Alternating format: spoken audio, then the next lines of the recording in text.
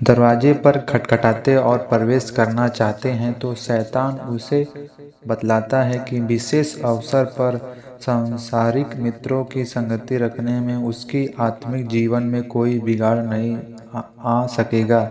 शारीरिक विचार और वासनाओं उसको अब मालूम होने लगती है। अब वह बुरे से युक्त मायाजकों, बुरे चित्रों, अनैतिक संगति, नाच, रंगों, प्रश्नयुक्त मनोरंजनों इत्यादि का चाहक बन गया है और शैतान के बुरे सुझावों को मानो निगल जाने लगा है। जो यह कहने लगे हैं कि यह तो बिल्कुल स्वाभाविक है कि यदि एक पाप किया है तो वह पाप नहीं।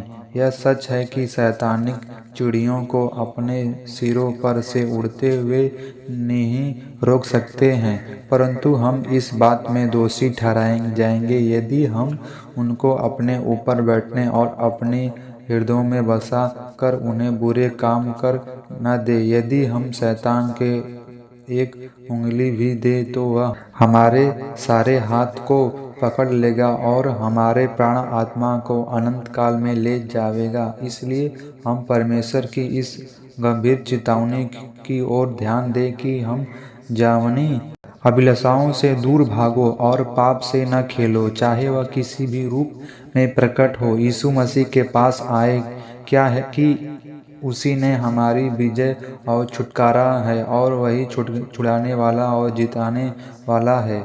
इस चित्र में यह भी दिखाया गया है कि एक मनुष्य हृदय छुरा मार रहा है जो मसीह धर्म के विरोध और ठट्ठा उड़ाने वाला का बतलाता है। ऐसा वे अपने कपटी जीभ और ठट्ठा करने वाले होठ से करते हैं और मसीहों के दिल में को घायल करते हैं और उन्हें विभाजित करते हैं ताकि फूट पड़े, अलगाव हो और नाश हो जावे।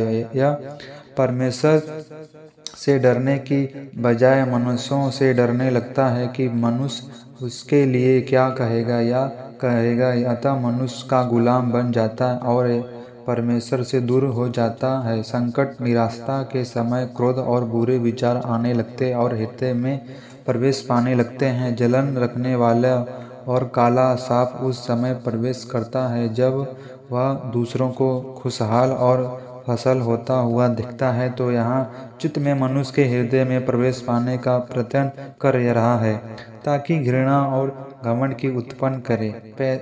पैसे के लोभ का हृदय में घुस आना बहुत ही सहज है। इसलिए प्रभु यीशु ने चेतावनी देते हुए कहा, जागते और प्रार्थना करते रहो कि तुम परीक्षा में न पड़ो। इसके लिए तुम समझ के लिए किए में स्थित है, वह चौकस रहे कि कहीं गिर न पड़े। हमें परमेश्वर के सारे हथियार बांध लेना है कि शैतान की युक्ति के सामने खड़े हो सके।